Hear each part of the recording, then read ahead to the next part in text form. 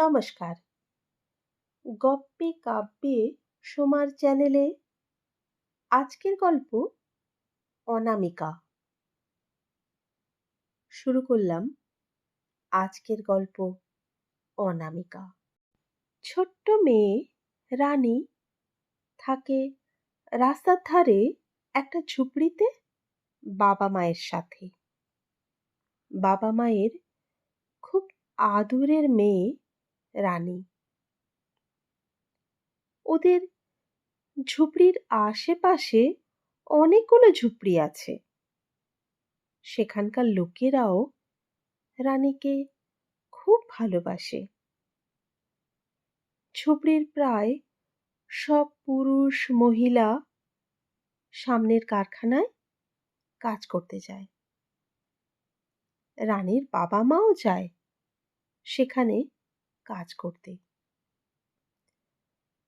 রানীকে একলা রেখে ওর বাবা মা অনেক ভোরে বেরিয়ে যায় কারখানার উদ্দেশ্যে।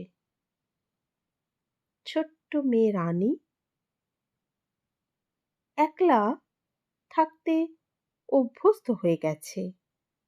সকালে উঠে রাস্তার ধারের কলে মুখ ধুয়ে পিচবোর্ডের বাক্স দিয়ে বানানো একটা ছোট্ট ঠাকুর ঘরে মেলা থেকে কিনে আনা একটা মাটির ঠাকুরকে রোজ প্রণাম করে সে।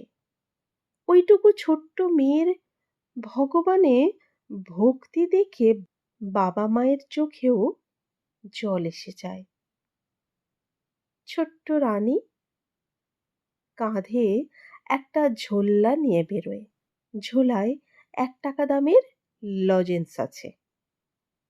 সেগুলো সে বিক্রি করে যা পয়সা পায় সবই মায়ের হাতে তুলে দেয়। রানীর কিন্তু এক জায়গায় রোজ যাওয়া চাই। জায়গাটা হলো তার বস্তি থেকে 5 মিনিট দূরে একটা অনাথ আশ্রম। আশ্রমটার নাম শিশু মেলা আশ্রম।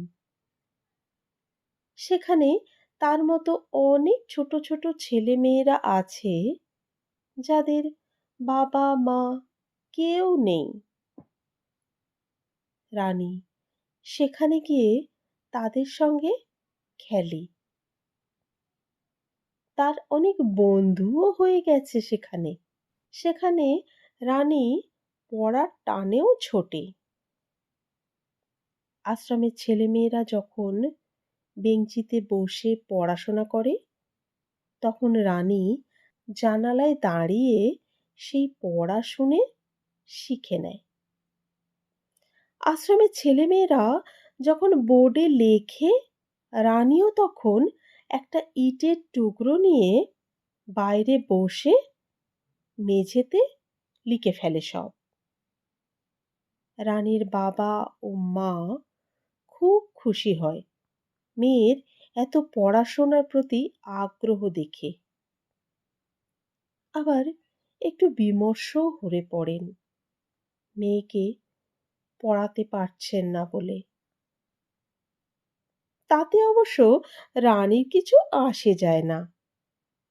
সে রোজ শিশু মেলা আশ্রমে গিয়ে তার নিজের পড়াটুকু শিখে নেয়।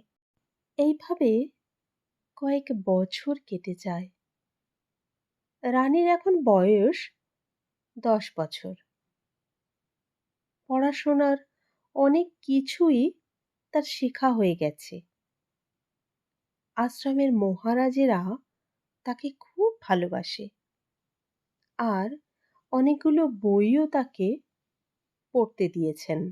আশ্রমে মাঝে মাঝে নিঃসন্তান দম্পতি আসেন বাচ্চা দত্তক নেওয়ার জন্য। বেশ কয়েকজন দম্পতি এখান থেকে বাচ্চা নিয়েও গেছেন এবং সেই সব বাচ্চারা যথেষ্ট স্নেহ ও ভালোবাসার সাথে মানুষ হচ্ছে এবং ভালো স্কুলে পড়াশোনা শিখছে। একদিন সেই রকমই এক নিঃসন্তান দম্পতি আসেন বাচ্চা দত্তক নেওয়ার জন্য। তারা ঘুরে ঘুরে সব বাচ্চার সাথে কথা বলেন, কিন্তু তাদের চোখ চলে যায় জানালার বাইরে বসে থাকা রানীর দিকে। তারা বাইরে এসে দেখেন রানী এক মনে বই থেকে দেখে দেখে কিছু লিখছে। রানীর হাতের লেখাটাও বেশ সুন্দর। সেই দম্পতি আশ্রমের মহারাজদের বলেন এই বাচ্চাটার কথা। তখন তারা জানান এই বাচ্চা তাদের আশ্রমের নয়, পাশের বস্তি থেকে রোজ আসে। ওই বস্তিতেই বাচ্চাটা থাকে। সেই দম্পতি রানীর সাথে অনেক কথা বলেন। তার নাম কি, বাবা মা কোথায়, সে এত পড়া কি করে শিখলো, পাশে লজেন্সের প্যাকেট কেন। তারা রানীর বাবা মায়ের সাথেও কথা বলতে চাইল।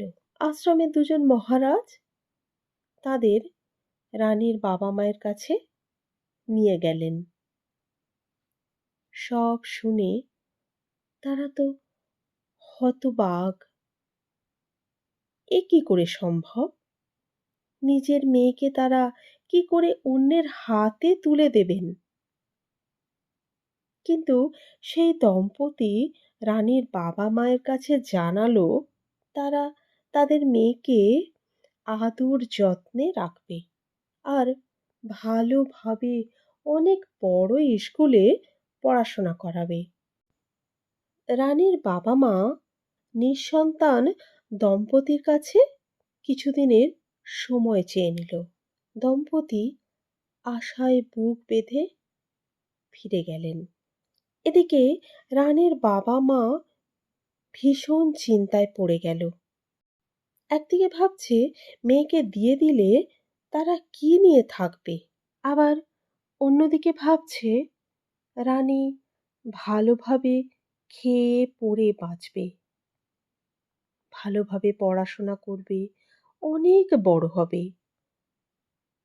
বস্তির সকলে তার বাবা মাকে মেয়েকে হাতছাড়া করতে বারণ করল।